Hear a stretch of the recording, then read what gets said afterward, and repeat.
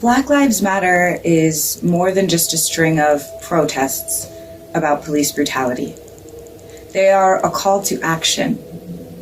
They are meant to remind people that police brutality has been happening far longer than anyone realizes. Black Lives Matter to me is a movement that was forced to surface because of the history and the current mistreatment of Black people in America. I feel like it's been a time, especially this year in 2020, where everybody is kind of separating from each other. After it almost felt like the world was moving towards something as anew, just as we were feeling close to getting closer to each other, we actually had more than something. We had the last few incidents that have happened within the last, I want to say, 4 to 5 months that have hit all of us in very different ways. I think we need to start having a conversation within our community. I think there needs to be more respect for one another. It is very easy. At any point, I can just spot the differences between us culturally, even in print and type and advertising, just how white people are prioritized before any of us, as far as products in the store, what they have more of, what they have less of, just little things like that. Hi, my name is Jemma, and I'm here to tell you my story in hopes of highlighting the need to educate yourself and gather knowledge. I am feeling such a sensation with a combination of gratefulness and thankfulness. I am grateful because I'm alive to see what's going on, coming full circle, being part of the 60s civil movement, to today being part of the 2020 civil movement. They're the response to the broken promise of equality and fairness. It's not a problematic cause, it's a wake-up call to all Americans that us as Black people are not dangerous, and we are not to be feared because of our skin tones. It's not telling anyone that Black lives are more important, but saying that Black people have suffered injustice and mistreatment since the beginning of this country, for whatever reason. The only reason that we see that is because it seems that it only happens with Black people. We're the only people that are getting killed for having Skittles or sodas in our pocket or toys in our pocket. Black people in this country are coping with and dealing with generational oppression, generational pain, generational anger. Things that have been passed down from parent to child and so on and so on. I was raised in a cult. We were very isolated and segregated from the world. I was homeschooled. There was no TV, no worldly books, and there was no racism. And for the first 36 years of my life, I was treated as an equal. And I wouldn't recognize racism if it smacked me in the face. For example, just all the ways that you feel as a person of color in general, you're not supported. You're not acknowledged. Your history isn't acknowledged around you. All the architectures and structures and everything around you just isn't akin or made for you. Nobody needs to be shot in the back, because you're a coward if you do that to somebody. I don't care who you are. I don't believe anybody needs to be stopped because of the color of their skin. I don't think that anybody needs to be followed around in a store. Being feared to walk down the street or being seen as more aggressive because of your skin tone, or being told you're being problematic because of your skin tone, although your counterparts are doing the same things that you may be doing, they would look at you as you're more feared, more strong, more intimidating because of our skin tone. So it's important that people understand that because we're darker than you doesn't mean that you have to kill us or fear us more or make us feel like we're less than. It's not. When you see us protesting and yes, sometimes rioting, remember that when we wake up every day, we have to weigh the option of getting in our car and driving to work and risking being pulled over and killed, or just staying home. We have to raise our children and our siblings to know how to behave and act around people who don't look like us to avoid going missing or worse. And it's not just about police brutality, it's about all types of brutality. Brutality doesn't always have to mean that we're being assaulted or hit or killed. It can also be something that, like you guys, for example, someone saying a black person is more aggressive or mean or, you know, doesn't understand the culture that you present to them, when it doesn't have to be understood, because it doesn't. Like, we have our own culture to understand that people tend to plagiarize, take away, steal from, and we just want to make sure that everybody is given a fair chance, especially us. We're not here to cause dissolution. It's not here to make you guys think that we're better or anything like that. It's because black people are the only people who really suffer in this country as far as racism goes. And so when the protests started and the killing of George Floyd happened, I was shocked and confused because from my perspective, it wasn't that bad. But I didn't know what systemic racism was, so I did some research. America actually keeps track of its racism, and you can look at it all day. But the thing that blew me away the most was that I was an accidental racist.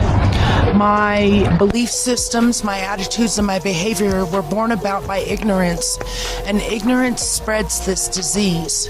It looked like racism, even though I don't have a racist bone in my body.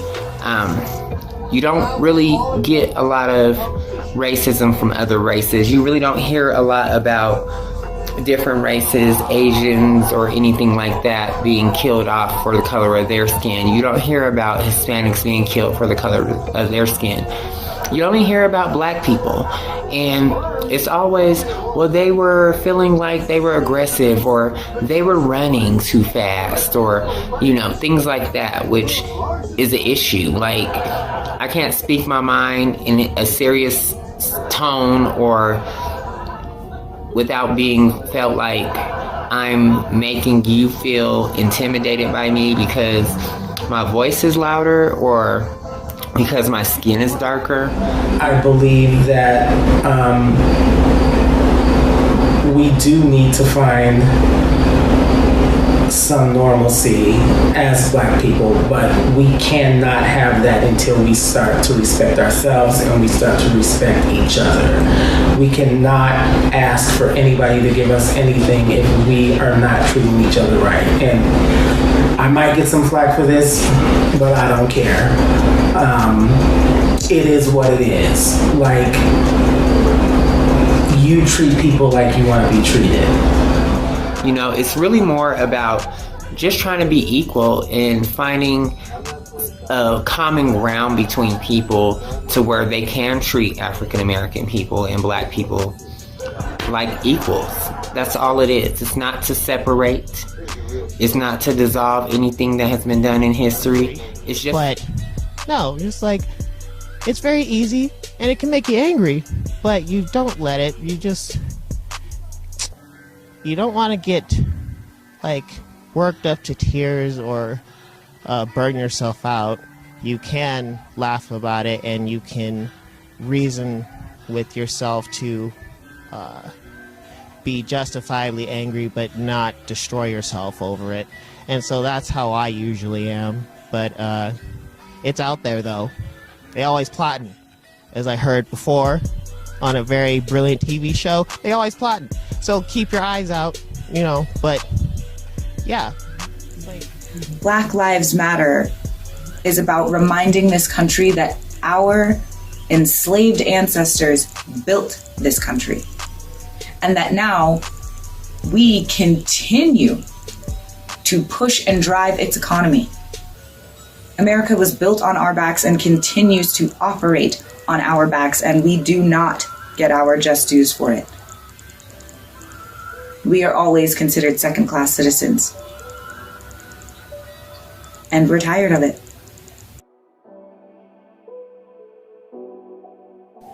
Just make sure that you're always aware, and racism takes many forms. It's always, even in innocent things, it's not always cross-burning. It's just a matter of who's on the cover of what package and what color is that person. Even if they are a black person, why is it a light-skinned black person? Why do they have straight hair? Those little things are always present, and so that's the only way you can learn to disarm racism, is to know the intricacies of it. Yeah, I think Black Lives Matter is a very powerful movement, and I think it's something that is necessary. It is on point for what we need right here, right now. And I'm glad and I'm proud that people of all colors are taking a stand and saying, no, this is not right. Like, we have to do something. I'm so grateful to carry on what my parents, grandparents, great-grandparents showed me and taught me while part of the movement themselves, and me growing up as a kid. And now I get to carry on that legacy and pass it on to my next generation, my kids, who grew up with being part of the movement even before they could speak. So I'm just so grateful to see that it's spread across the country, and this time we have more cultures than we had before. We had cultures helping us before and assisting us and banding together with us. And now we have more cultures and more prominent cultures who really believe in what they're fighting for and being part of the team. So I'm grateful. But I'm just going to speak to my black people right now. Treat each other better. Period.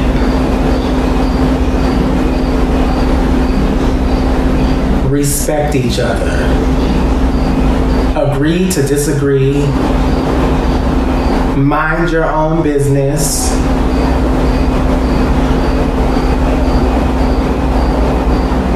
If you love the Lord, that's fine. Respect that not everybody's gonna feel that way. Is that how many things are made for them to enjoy and not anyone else? Like, they have no idea what they get to enjoy and what we have to tiptoe around when we enter that space. It's just to include black people when it comes to things like the Constitution and being treated fairly in workplaces or in schools, or just walking down the street not feeling like, oh, it's a black person, everyone be afraid. That's what Black Lives is to me, is just having a little bit of empathy for the next person's race and what the next person has been through historically, culturally, and all that, and just being aware. Black Lives Matter is about awareness. We need to break down these systems of oppression and completely dismantle them, and that is what the protests and the riots are about. We're not burning shit down just because. We're doing it so that we can make room to rebuild, and we deserve the right to rebuild for ourselves. The internet is out there. Books are out there. None of this should shock and surprise you. It should alarm you, which is akin to shock, yes, but don't act brand new. There's none of that. I've had several of my white friends ask me what they could do to support the Black Lives Matter movement. And my advice to you is to check yourself. Ask yourself what you believe and why you believe what you believe. Is it based on knowledge and education, or based on your personal experiences? Now is the time to make life choices, and we need to do so with education under our belts. What I'm seeing that's so prominent, and all my musician friends and family will agree with me on this, is music is still more healing than it was even back then. It's the universal language, and I see more and more protests having music, whether they're marching down the main street or they're all doing a sit-in. They have music going on. Music soothes the soul, and we need to continue that. Sounds corny, but it's true. Remember, knowledge is power in all situations, even this one. But at the end of the day, we need love. We need to love each other. When we start loving each other, that love will come back.